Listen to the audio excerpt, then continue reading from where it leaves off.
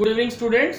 देखो आज हम लोग जो बायोमोलिक्यूल्स है उसमें हम लोग ने जो पिछले क्लास में जो टॉपिक स्टार्ट किया था दैट इज एंजाइम, उसी को कंटिन्यू करेंगे। ठीक है, और आज का हमारा एंजाइम में जो टॉपिक है वो होगा एंजाइम इनहिबिशन। ठीक है, तो सबसे पहले चैप्टर का नाम क्या है? The name of the chapter is biomolecules. Biomolecules, okay. तो चैप्टर का नाम है biomolecules. Clear? Now today's topic is, topic क्या है? टॉपिक है एंजाइम। टॉपिक है एंजाइम, और एंजाइम के अंडर में आज जो हम लोग सब टॉपिक पढ़ेंगे उस सब टॉपिक का नाम है एंजाइम इनहिबिशन। सबसे पहला क्या है आज का सब topic? Enzyme inhibition. Okay, inhibition का मतलब होता है एंजाइम को रोकना या परमानेंटली इस तरह से डैमेज कर देना कि वो अपना काम ठीक से नहीं कर सके। तो सबसे पहला क्वेश्चन है what is enzyme inhibition? Okay, reduction और स्टॉपेज, रिडक्शन और stoppage of enzyme activity, reduction और स्टॉपेज ऑफ एंजाइम एक्टिविटी। ठीक है, ड्यू टू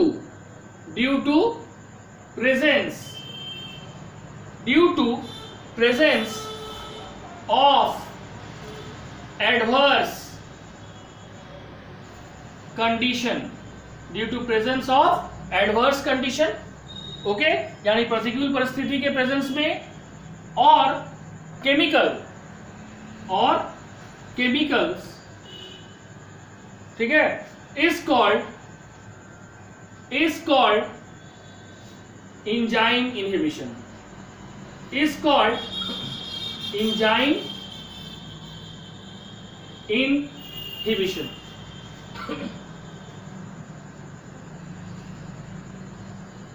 एंजाइम इनहिबिशन तो रिडक्शन और स्टॉपेज ऑफ एंजाइम एक्टिविटी किसके कारण हो रहा है? Due to presence of adverse condition और chemical is called enzyme inhibition. Now it is of several types. ये जो एंजाइम इनहिबिशन है it is of several types which are included under two type, that is reversible enzyme inhibition and irreversible enzyme inhibition. Reversible means जहां पे enzyme के activity का जो inhibition है ये टेम्पररी होता है, और जहां पे एंजाइम के एक्टिविटी को परमानेंटली स्टॉप कर दिया जाता है उसको बोला जाता है इरिवर्सिबल एंजाइम इनहिबिशन। ठीक है, it is of several types. कौन है? ठीक है, बोलो आने के लिए।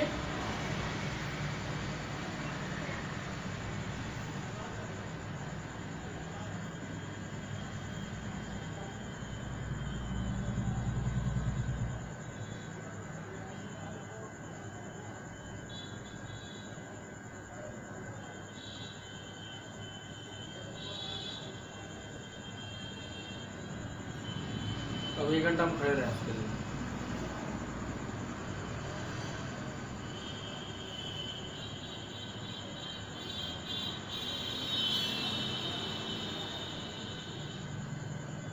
ठीक है, देखो that is reversible enzyme inhibition and irreversible enzyme inhibition.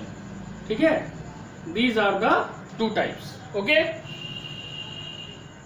now सबसे पहले हम लोग डिस्कस करेंगे रिवर्सिबल एंजाइम इनहिबिशन को, और उसके बाद डिस्कस करेंगे इरिवर्सिबल एंजाइम इनहिबिशन को. ठीक है,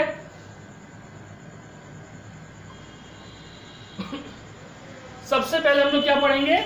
reversible enzyme inhibition. Reversible enzyme inhibition. Reversible enzyme inhibition. देखो इसमें क्या होगा.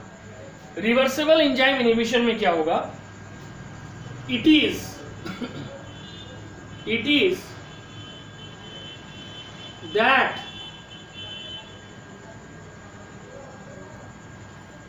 inhibition, it is that inhibition which can be overcome. It is that type of inhibition which can be overcome by the withdrawal of the inhibitor.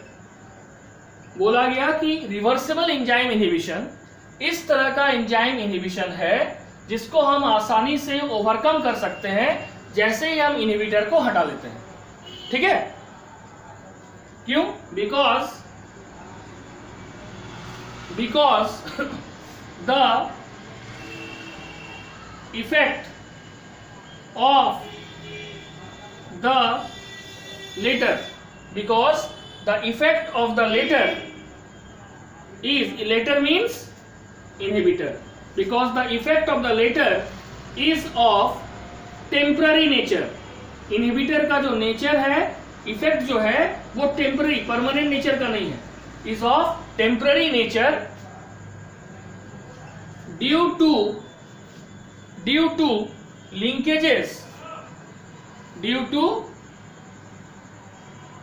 linkages for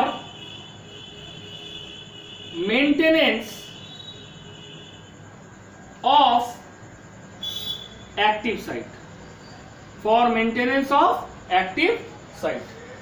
ठीक है, तो क्या हो गया? रिवर्सिबल एंजाइम इनहिबिशन क्या है? ये इस तरह का इनहिबिशन है, ये इस तरह से एंजाइम के काम में बाधा पहुंचा रहा है. इनहिबिशन मतलब बाधा पहुंचाना, जिसमें इसको आसानी से एंजाइम ओवरकम कर सकता है. कब? जब इनहिबिटर का विथड्रॉल हो जाए, यानी जो इनहिबिटर एंजाइम के एक्टिविटी को इनहिबिट कर रहा है वो एंजाइम से अलग हो जाए. ठीक है, क्यों? क्योंकि जो इनहिबिटर है उसका जो इफेक्ट है वो टेम्पररी नेचर का है. वो किस नेचर का है? टेम्पररी नेचर का है. ठीक है, अब दूसरा क्या बचा? Irreversible enzyme inhibition. Irreversible enzyme inhibition. ये जो तुम्हारा इरिवर्सिबल एंजाइम इनहिबिशन है, ठीक है, इरिवर्सिबल एंजाइम इनहिबिशन है, इसमें क्या होगा थोड़ा ध्यान से समझो. इरिवर्सिबल में क्या होगा? It is a reversible inhibition.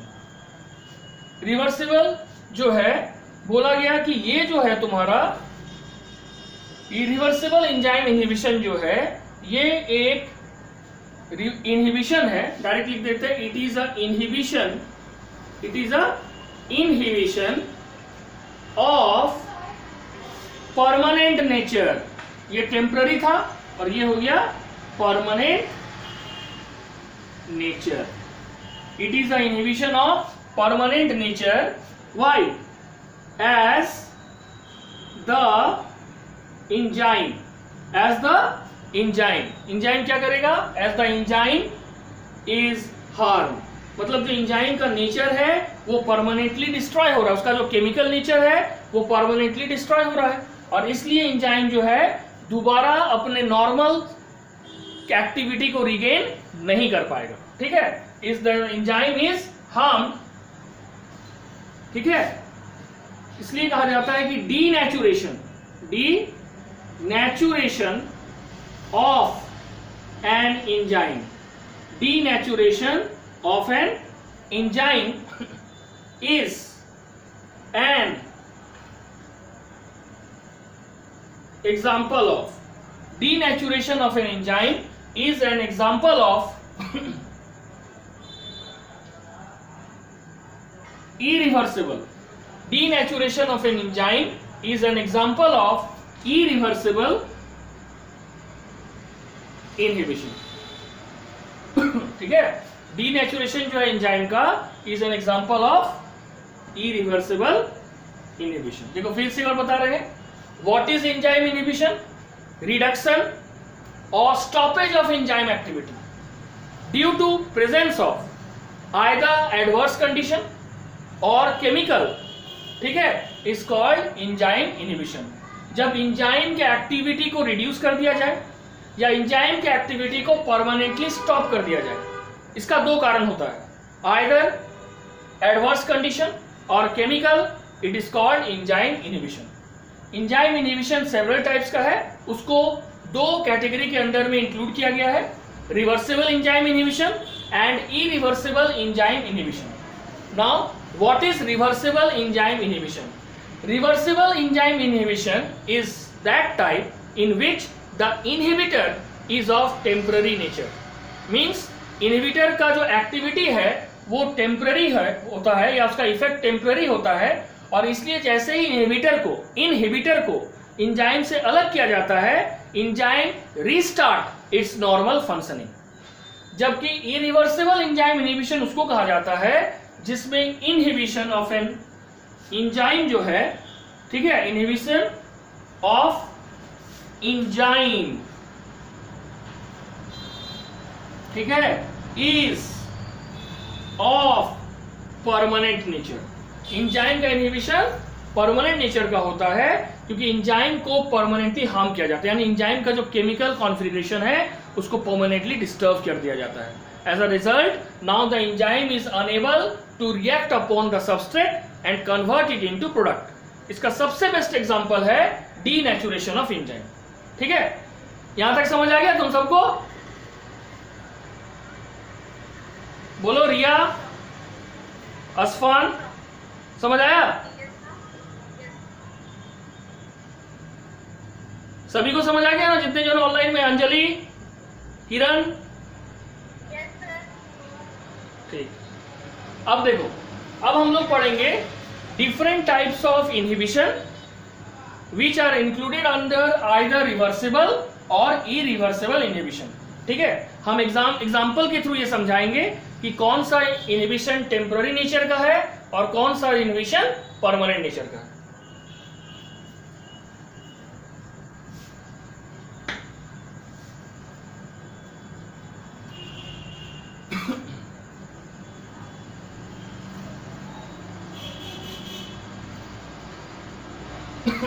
देखो, सबसे पहले होगा क्या? Competitive inhibition. Competitive inhibition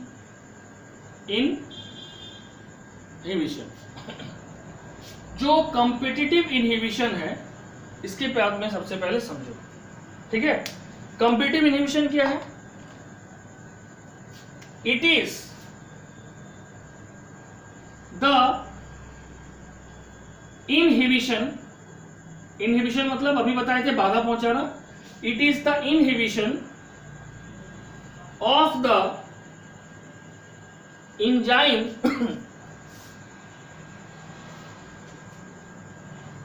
activity.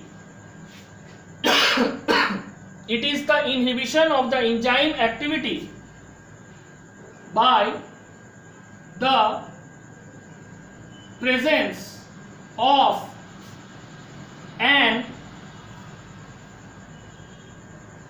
a chemical, of a chemical.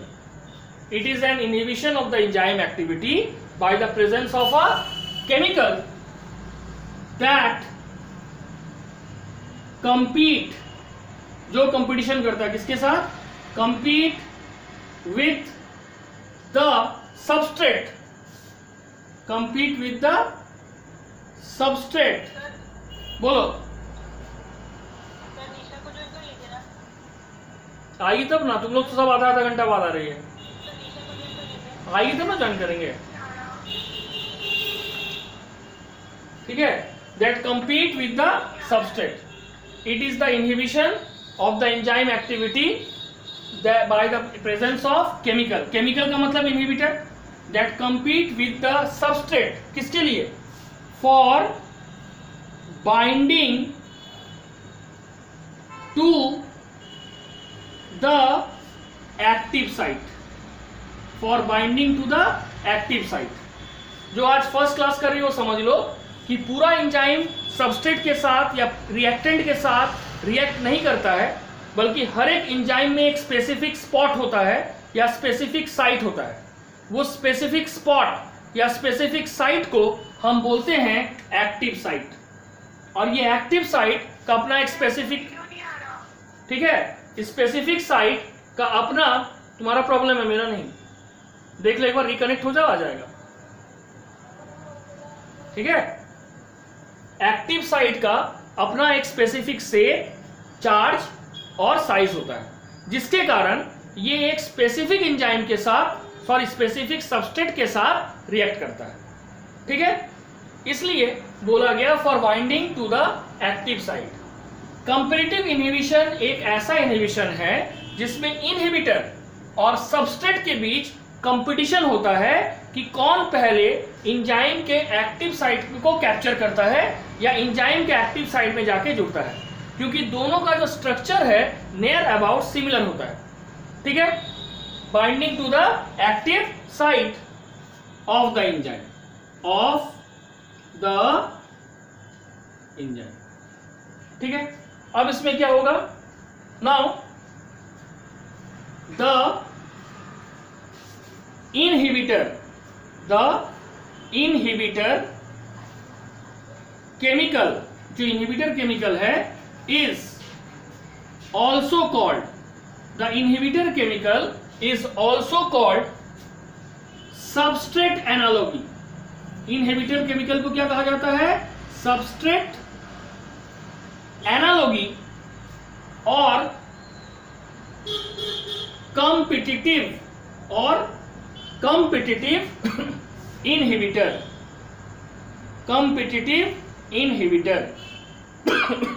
Substrate analogy और कॉम्पिटिटिव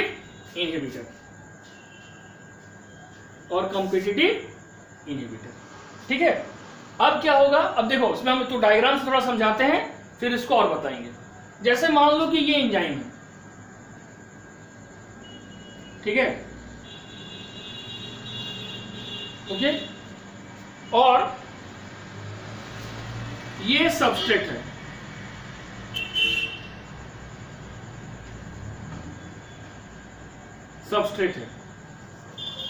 उसी तरीके से ये इनहिबिटर है, अब देखो सबस्ट्रेट और इनहिबिटर का जो शेप और साइज है ऑलमोस्ट सेम है, जिस कारण से इन दोनों के बीच कंपटीशन होता है, क्या, to occupy the active site. किसका एक्टिव साइट, एंजाइम का, ठीक है। और मोस्टली इनहिबिटर इस एक्टिव साइट को ऑक्यूपाई कर भी लेता है, बट एक्टिव साइट का क्योंकि अपना एक स्पेसिफिक शेप, साइज और चार्ज होता है, that is why this inhibitor is unable to form a substrate enzyme complex, and so after a while this inhibitor is released from the active site, and as a result this substrate again combined with the active site form substrate enzyme complex, and finally the substrate is converted into product। समझ आया हम क्या बोले, clear है। देखो हम इसमें बोले कि एंजाइम में एक स्पेसिफिक साइट होता है जिसका नाम है एक्टिव साइट, और इस एक्टिव साइट को ऑक्युपाई करने के लिए सबस्ट्रेट और इनहिबिटर के बीच कंपटीशन होता है, क्योंकि दोनों का स्ट्रक्चर ऑलमोस्ट सेम होता है। इसलिए सब इनहिबिटर इसका फायदा उठा के एक्टिव साइट को ऑक्युपाई कर भी लेता है, but it is unable to form enzymes inhibitor complex. Inhibitor enzyme के साथ कॉम्प्लेक्स फॉर्म नहीं कर पाता है, क्योंकि एक्टिव साइट का अपना एक स्पेसिफिक शेप, साइज और चार्ज होता है, जिससे वो इजिली आइडेंटिफाई कर लेता है कि this inhibitor is not the reactant to which it has to react. ये इनहिबिटर वो रिएक्टेंट नहीं है जिसके ऊपर एक्टिव साइट को काम करना है। इसलिए कुछ देर के अंदर ही ये एक्टिव साइट इस इनहिबिटर के साथ कॉम्प्लेक्स नहीं बनाता है और इसको अपने साइट से रिलीज कर देता है। जैसे ही इनहिबिटर एक्टिव साइट से रिलीज होता है, ये सबस्ट्रेट फिर दोबारा एक्टिव साइट में आके जुड़ता है और नॉर्मल रिएक्शन को परफॉर्म करता है। यानी ये इनहिबिटर जो एक्टिव साइट को ऑक्युपाई किया था एंजाइम का, वो टेम्पररी कुछ देर के लिए किया था, और जैसे ही ये हटा फिर से नॉर्मल एंजाइम सबस्ट्रेट कॉम्प्लेक्स बन गया। दैट मीन्स ये जो कॉम्पिटिटिव इनहिबिशन है ये किस नेचर का है? कॉम्पिटिटिव इनहिबिशन जो है ये तुम्हारा टेम्पररी नेचर का है, और टेम्पररी इनहिबिशन जब होता है इसको किस तरह का इनहिबिशन बोलते हैं? अभी हम लोग जस्ट पढ़े इरिवर्सिबल इनहिबिशन। की रिवर्सिबल क्या बोलते हैं? बोलो, रिवर्सिबल की इरिवर्सिबल? इरिवर्सिबल नहीं, रिवर्सिबल। इरिवर्सिबल होगा मतलब नॉन चेंज, ठीक है, नॉन अनचेंज होगा, ठीक है।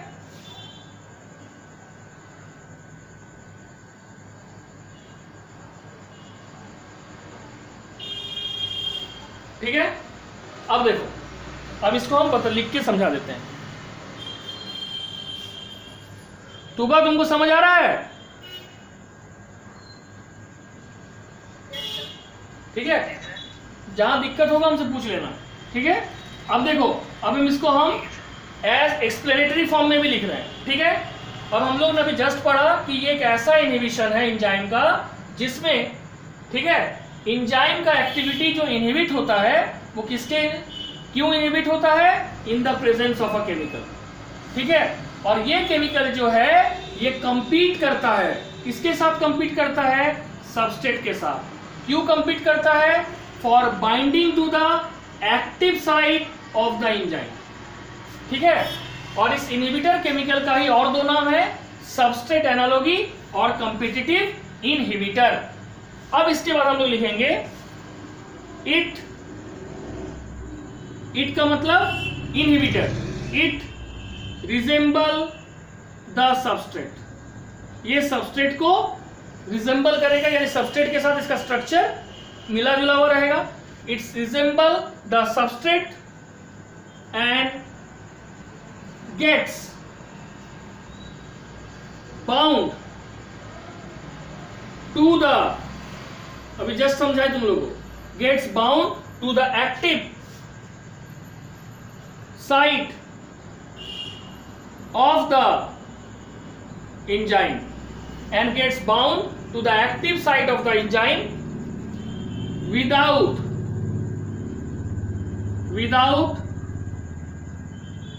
getting transformed by the latter। और एंजाइम लेकिन इस इनहिबिटर को ट्रांसफॉर्म नहीं करता है प्रोडक्ट में, ठीक है, क्योंकि हम बताए थे कि एंजाइम में जो एक्टिव साइट है वो बहुत ही स्पेसिफिक है, वो एक पर्टिकुलर सबस्ट्रेट को छोड़ के किसी दूसरे रिएक्टेंट के ऊपर एक्टिव नहीं होता है, ठीक है, without getting transform by the latter. अब इसके बाद क्या होगा? Transform by the latter as a result. तो फिर इसका रिजल्ट क्या होगा? एज अ रिजल्ट, ठीक है, the enzyme, as a result the enzyme cannot participate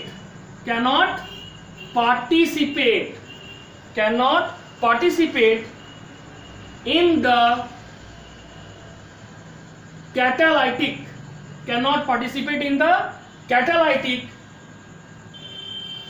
change of the substrate, enzyme जो है वो पार्टिसिपेट नहीं करता है in the catalytic change of the substrate. ठीक है, हो गया। अब देखो कैटालाइटिक साइट तुम लोग को पिछले क्लास में पढ़ाए थे कि किसी भी एंजाइम साइट जो होता है, कोई भी एंजाइम का जो एक्टिव साइट है उसमें दो रीजन होता है। पहले रीजन को कहा जाता है बटरेसिंग साइट और दूसरे रीजन को कहा जाता है catalytic site. Catalytic site active site का वो रीजन है जो जब सबस्ट्रेट के कांटेक्ट में आता है तो वो सबस्ट्रेट के बॉन्ड को ब्रेक करता है, क्योंकि जब तक सबस्ट्रेट के अंदर या सबस्ट्रेट में पाया जाने वाला बॉन्ड ब्रेक नहीं होगा सबस्ट्रेट वीक नहीं होगा, और जब तक सबस्ट्रेट वीक नहीं होगा it can not be transform into product, हम इसको प्रोडक्ट में कन्वर्ट नहीं कर पाएंगे। ठीक है, लेकिन सबस्ट्रेट के, ठीक है, इनहिबिटर भले ही रिजेंबलिंग द सबस्ट्रेट, वो सबस्ट्रेट से मिलता जुलता है, ठीक है, और वो एक्टिव साइट के साथ बाइंड भी करेगा एंजाइम का, लेकिन वो ट्रांसफॉर्म नहीं होगा, मतलब इनहिबिटर प्रोडक्ट में ट्रांसफॉर्म नहीं होगा। क्यों ट्रांसफॉर्म नहीं होगा? क्योंकि जो एंजाइम है वो इनहिबिटर के साथ कंबाइन तो करेगा, लेकिन वो एंजाइम जो है वो इनहिबिटर के साथ कैटालाइटिक चेंज यानी उसके बॉन्ड को ब्रेक करके उसको प्रोडक्ट में कन्वर्ट करने का जो प्रोसेस है उसमें पार्टिसिपेट नहीं करेगा। देखो, कैन नॉट पार्टिसिपेट, क्योंकि तुम लोग अभी बताए थे कि एंजाइम का जो एक्टिव साइट है वो लॉक एंड की थ्योरी के ऊपर चलता है, that is every enzyme react with a specific substrate, not all the substrate. ठीक है, अब यहां पे देखो, अब इसका एग्जांपल समझना है तो सबसे बेस्ट एग्जांपल जो है वो तुम्हारा सक्सीनेट का है। तो लिखेंगे classical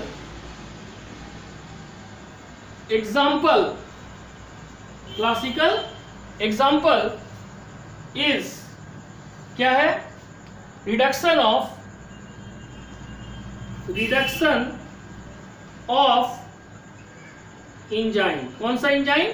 succinate dehydrogenase. Succinate dehydrogenase. तो सक्सीनेट डिहाइड्रोजिनेज जो एंजाइम है उसकी एक्टिविटी का रिडक्शन क्यों है? ठीक है, बाय मेलोनेट। दूसरा मेलोनेट के बाद ऑक्जेलो एसीटेट, ठीक है, and other anions, ऑक्जेलो acetate and other anions, ठीक है, which resemble, वो किससे मिलता जुलता है? which resemble succinate. देखो एक्चुअली एंजाइम जो है सक्सीनेट डिहाइड्रोजिनेज, ये किसके ऊपर रिएक्ट करता है? सक्सीनिक एसिड या सक्सीनेट के ऊपर। बट प्रॉब्लम ये है कि सक्सीनेट से मिलता जुलता इनहिबिटर सब्सटेंस कौन है? मेलोनेट या ऑक्जेलो एसीटेट, ठीक है, और इसके कारण ये दोनों स्ट्रक्चर मेलोनेट और ऑक्जेलो एसीटेट क्योंकि सक्सीनेट से मिलता जुलता है तो ये किस तरह का रिएक्शन करता है? Competitive inhibition. एग्जांपल तुमको हम दिखा देते हैं केमिकली भी, ठीक है। केमिकली देखो क्या है, सक्सीनेट का एक्सपेरिमेंट देख लो। सक्सीनेट का स्ट्रक्चर क्या है? COOO, C double bond O, CH2, C double OH। इसी सक्सीनेट के ऊपर कौन सा एंजाइम काम करेगा? Succinate dehydrogenase. लेकिन इस सक्सीनेट जो कि एक सबस्ट्रेट है, इसके साथ कंपीट करता है दो में से कोई एक इनहिबिटर। जैसे मेलोनेट में देख लो क्या होगा, C double bond O dash, CH2, C double bond O dash, ठीक है। तो इसको क्या बोलते हैं? मेलोनेट। नियर अबाउट है, पूरा नहीं। और इससे भी ज्यादा मिलता जुलता कौन है? ऑक्जेलो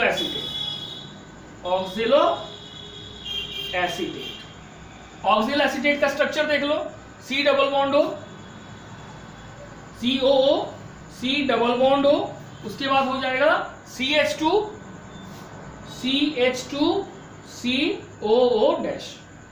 तो ये दोनों जो है मैलोनेट और ऑक्जेलो एसीटेट, ठीक है, मैलोनेट और ऑक्जेलो एसीटेट, ये दोनों किसका काम करता है?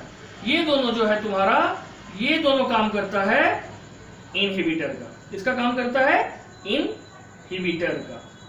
और ये दोनों बेसिकली किसके साथ रिएक्ट करता है? सक्सिनिक डिहाइड्रोजिनेज का, as both malonate and oxaloacetate has a structure similar to या some similarity to succinate which is the actual substrate।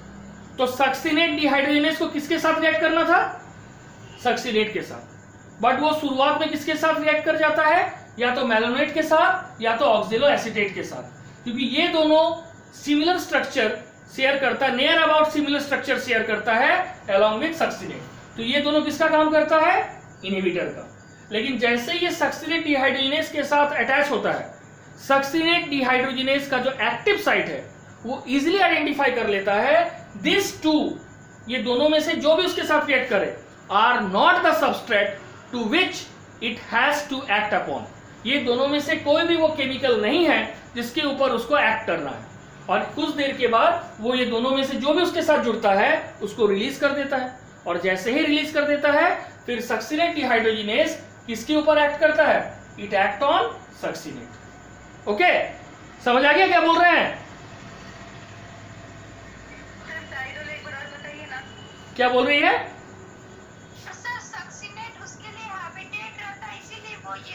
Succinate substrate है, सुन लो। नॉन कंपैरेटिव इनहिबिशन में क्या होता है कि जो सबस्ट्रेट है, यहाँ पे सक्सिनेट मेन सबस्ट्रेट है, सक्सिनेट के ऊपर ही रिएक्ट कौन करेगा? Enzyme succinate dehydrogenase. But problem क्या होता है? सक्सिनेट जैसा ही कुछ हद तक दो स्ट्रक्चर होता है केमिकली, वो इनहिबिटर के जैसा काम करता है और सक्सिनेट डिहाइड्रोजिनेज के साथ रिएक्ट कर जाता है। या तो मैलोनेट है या तो ऑक्जेलो एसीटेट है, जिसके कारण कुछ देर के लिए सक्सिनेट डिहाइड्रोजिनेज का जो एक्टिविटी है वो टेम्पररी स्टॉप हो जाता है, परमानेंटली नहीं। लेकिन जैसे ही एक्टिव साइट के साथ ये मैलोनेट या ऑक्जेलो एसीटेट में से कोई जुड़ता है, एक्टिव साइट जुड़ने के बाद आइडेंटिफाई कर लेता है कि ये वो केमिकल नहीं है जिसके ऊपर, या वो रिएक्टेंट नहीं है जिसके ऊपर मुझे काम करना है। सो वो कुछ देर के बाद इसको क्या करता है? अपने से अलग कर लेता है। जैसे ही अलग कर लेता है तो तुरंत सक्सिनेट डिहाइड्रोजिनेज फिर किससे जुड़ जाता है? सक्सिनेट के साथ, और फिर वो अपना नॉर्मल रिएक्शन परफॉर्म करता है।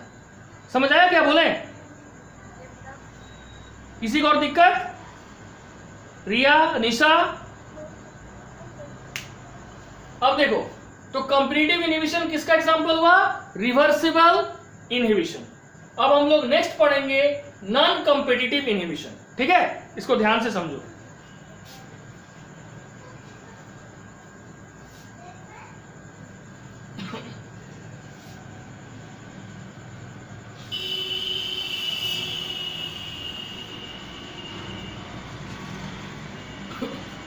बॉयज में कौन ऐड है? नीरज, तुम ऐड हो।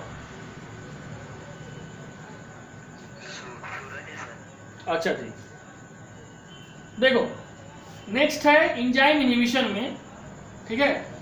नेक्स्ट है तुम्हारा रिवर्सिबल के बाद अब आ जाएगा non competitive. Non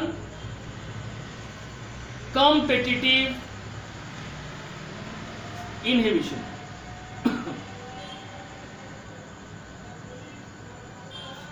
non competitive inhibition. Non competitive inhibition में क्या होगा? It is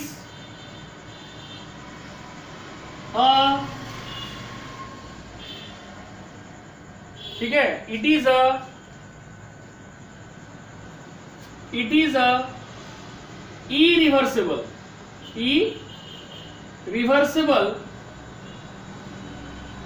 irreversible irreversible inhibition of enzyme activity. It is an irreversible inhibition of enzyme activity by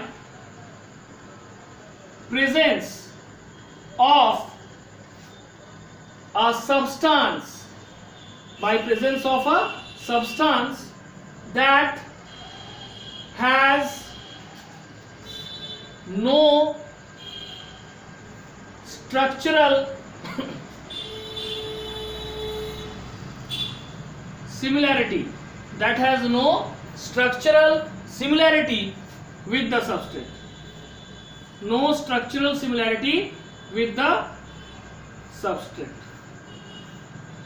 ठीक है, तो नॉन कम्पिटिटिव इनहिबिशन जो है ये एक इरिवर्सिबल इनहिबिशन है, क्योंकि यहां पे जो इंजाइम है, ठीक है, इंजाइम एक्टिविटी जो हो रहा है जिस सब्सटेंस के प्रेजेंस में हो रहा है जिसका कोई स्ट्रक्चरल सिमिलैरिटी नहीं है, यानी इनहिबिटर जो है उसका स्ट्रक्चरल सिमिलैरिटी नहीं है विद द सबस्ट्रेट, यानी कंपैरेटिव इनहिबिशन से नॉन कंपैरेटिव इनहिबिशन में जो सबसे बड़ा डिफरेंस है, the biggest difference between comparative and non comparative inhibition is that the inhibitor and substrate has no structural similarity, neither inhibitor nor structure और substrate are similar to each other.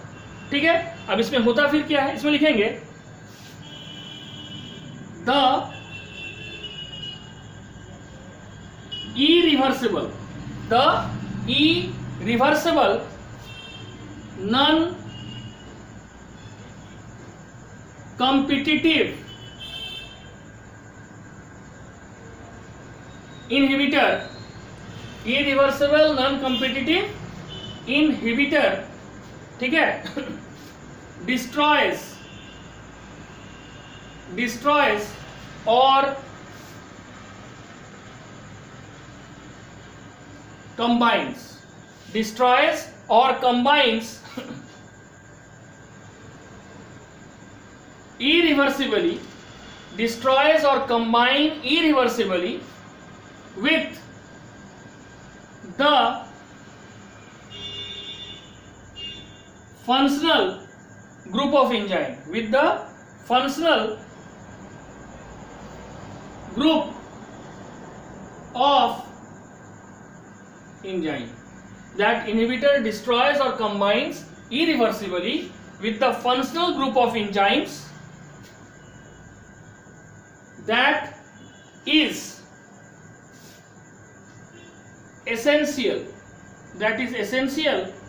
for its catalytic function, that is essential for its catalytic function.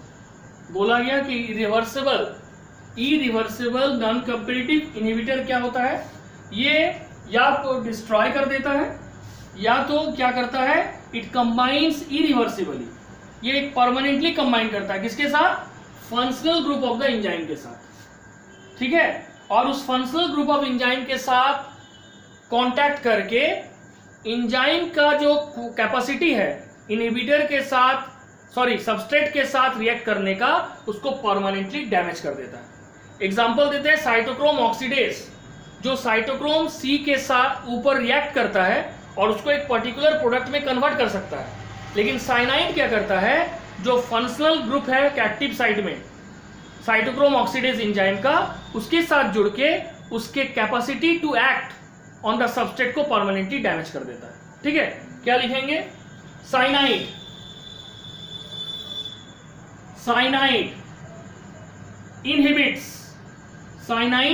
inhibits the activity of, कौन सा enzyme अभी नाम बोले, cytochrome oxidase, of cytochrome oxidase, activity of cytochrome oxidase by combining with its, किसके साथ combine करेगा, ये cyanide combining with its metallic ions, combining with its metallic ions. ठीक है, नाउ इट हैज, मतलब इनहिबिटर जो है यहां साइनाइड है, it has no structural similarity, it has no structural similarity with the substrate with the substrate of an enzyme. It has no structural similarity with the substrate of an enzyme. ठीक है, namely कौन? namely cytochrome C. ठीक है, तो क्या होता है, जो साइनाइड है ये इनहिबिट करता है, ठीक है, रोकता है किसको? Activity of cytochrome oxidase enzyme. कैसे? साइनाइड जो है कंबाइन कर जाता है किसके साथ? मेटेलिक आयन के साथ, साइटोक्रोम ऑक्सीडेज का, जिससे क्या होता है कि ये साइटोक्रोम ऑक्सीडेज की एक्टिविटी को परमानेंटली डिस्टर्ब कर देता है. तो क्या लिखेंगे? अब सवाल है कि साइटोक्रोम ऑक्सीडेज का इंपॉर्टेंस क्या है. तो साइटोक्रोम ऑक्सीडेज जो है ये बेसिकली एक रेस्पिरेटरी एंजाइम है, और जब एनिमल में ये साइटोक्रोम ऑक्सीडेज एंजाइम प्रॉपरली काम नहीं कर पाता है तो जो एनिमल है it is unable to perform its respiration properly, and as a result of which due to suffocation they got killed. ठीक है, तो लिखेंगे active enzyme namely with the substrate of an enzyme namely cytochrome C. अब क्या लिखेंगे? Cytochrome oxidase is a respiratory enzyme. क्या है ये? रेस्पिरेटरी एंजाइम है. is a respiratory enzyme in its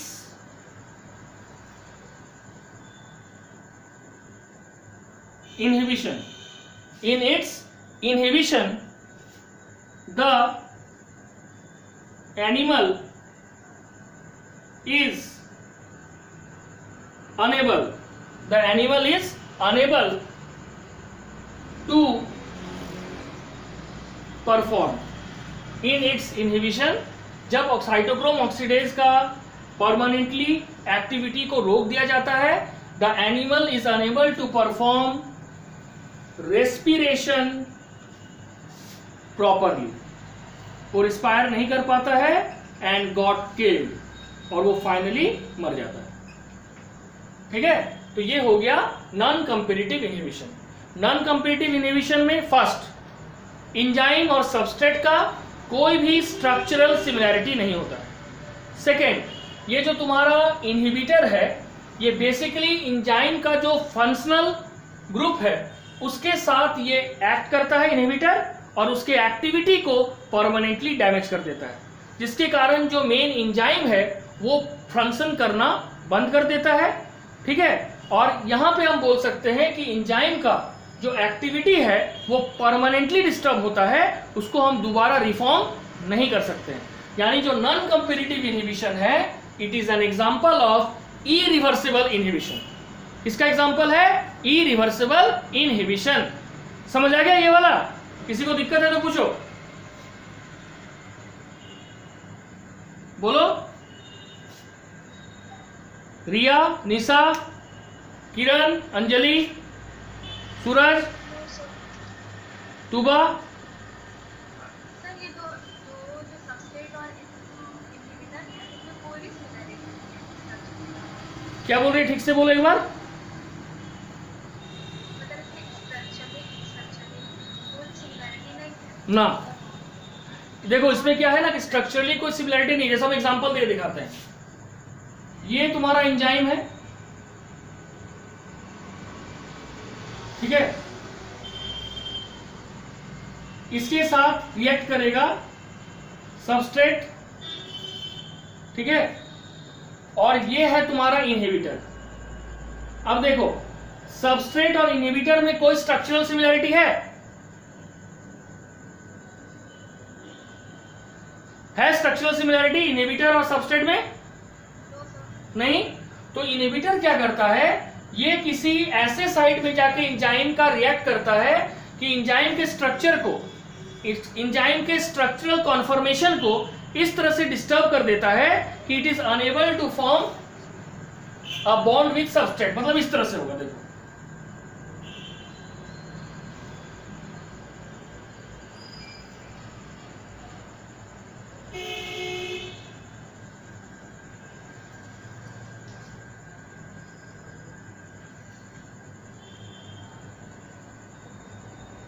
ये हो गया सबस्ट्रेट और ये हो गया इनहिबिटर। समझ गई? तो देखो इनहिबिटर ऐसा अटैच हुआ इस एंजाइम के साथ कि एंजाइम के स्ट्रक्चर को परमानेंटली डैमेज कर दिया।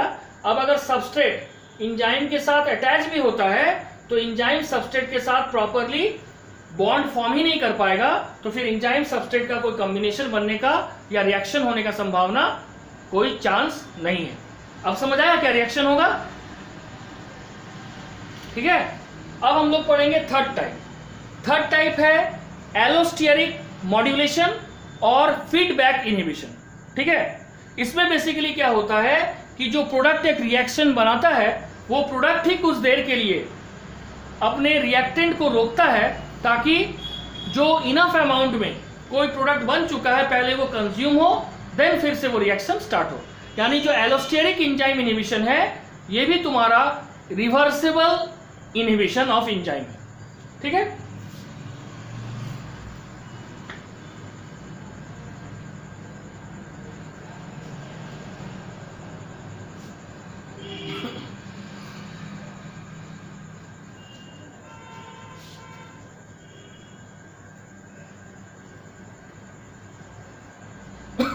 देखो नेक्स्ट है एलोस्टेरिक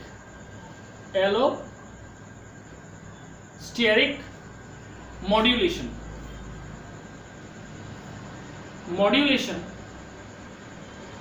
और फीडबैक इनहिबिशन।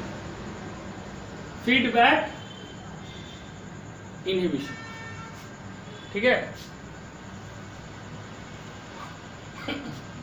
ठीक है, क्या होगा देखो, it is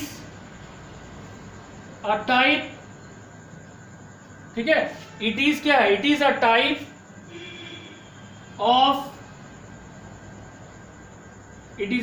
of reversible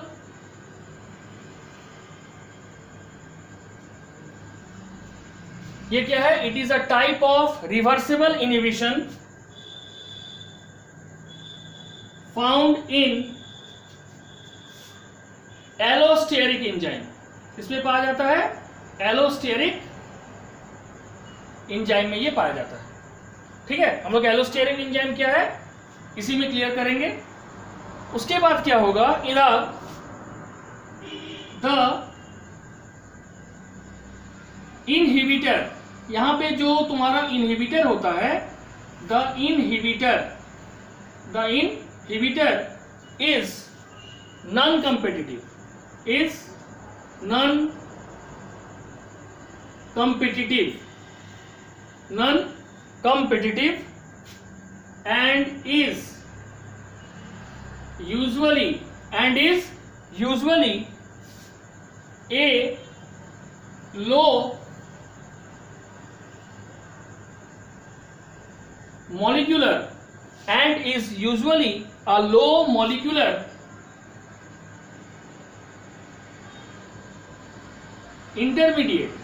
and is usually a low molecular intermediate or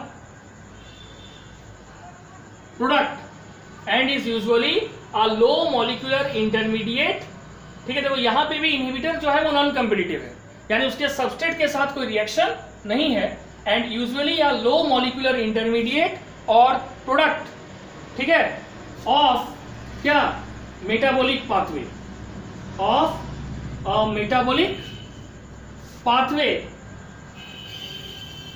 कौन सा metabolic pathway? Having a chain of reaction.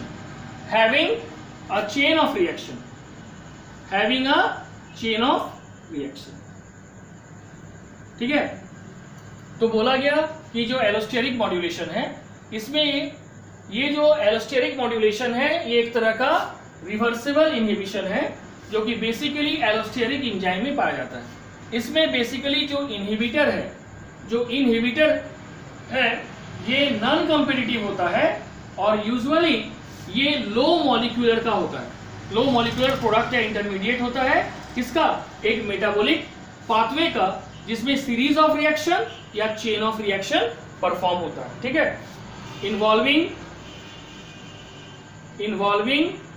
a number of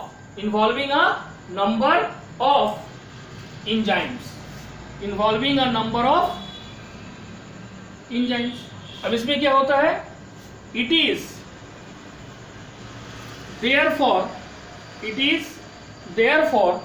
also, ये जो इनहिबिटर है इसको और दो नाम से जाना जाता है। it is therefore also called in product or feedback inhibition।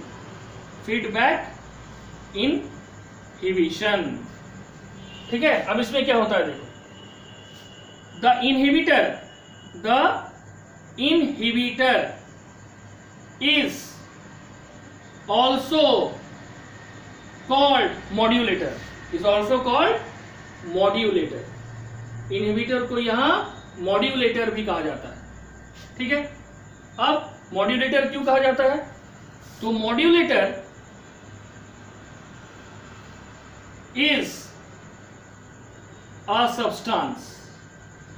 Modulator is a substance, ठीक है, that attaches with an allosteric enzyme।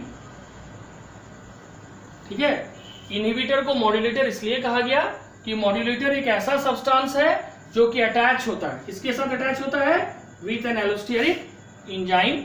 ठीक है, at a site other than catalytic one, but influences, लेकिन वो इन्फ्लुएंस यानी एलोस्टेरिक एंजाइम को प्रभावित कर देता है, but influences the latter either by inhibition or activating the same।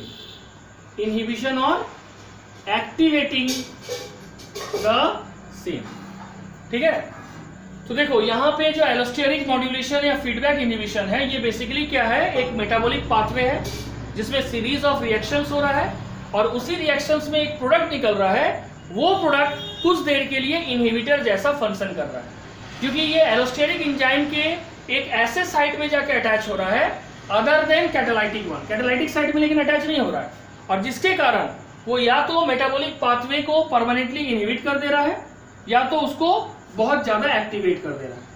Example देखो, स्टॉपेज ऑफ एक्टिविटी। किसका stoppage of activity? Stoppage of activity hexokinase enzyme by glucose six phosphate. Stoppage of activity of enzyme, कौन सा enzyme? Hexokinase. ये hexokinase किस में काम करता है? ठीक है, ये ग्लूकोज 6-फॉस्फेट बनाता है, ग्लूकोज 6-फॉस्फेट। ग्लाइकोलाइसिस रिएक्शन जब पढ़ेंगे प्लांट में तब और क्लियर हो जाएगा। ग्लूकोज 6-फॉस्फेट बनाता है ग्लूकोज से in the presence of hexokinase enzyme.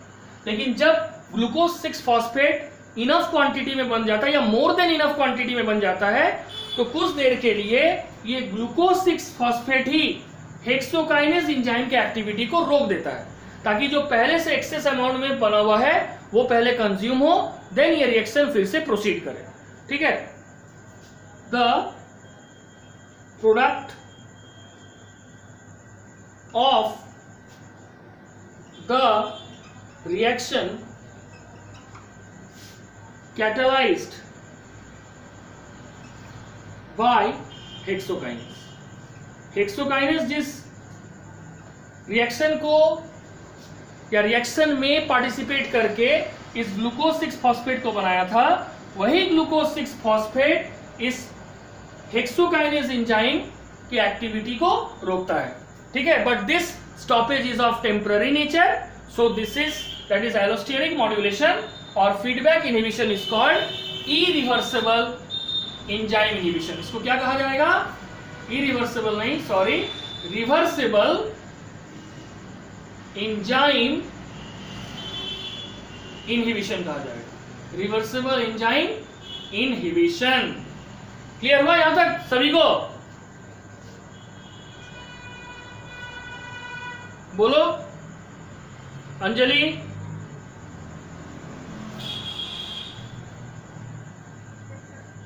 ठीक है, किरण समझ आया? निशा, तुबा, तुबा कोई दिक्कत नहीं ना है? ठीक है, इसका बाकी वीडियो में भेज देंगे। अगर इसमें कोई दिक्कत है तो मुझे नेक्स्ट क्लास में क्वेश्चन पूछ सकते हो आप लोग, ठीक है। अब देखो, कैटेलाइज्ड बाय हेक्सोकाइनेस, तो ये हो गया एंजाइम इनहिबिशन का कंप्लीट। अब हम लोग पढ़ेंगे क्लासेस ऑफ एंजाइम, ठीक है, या टाइप्स ऑफ एंजाइम जो होता है।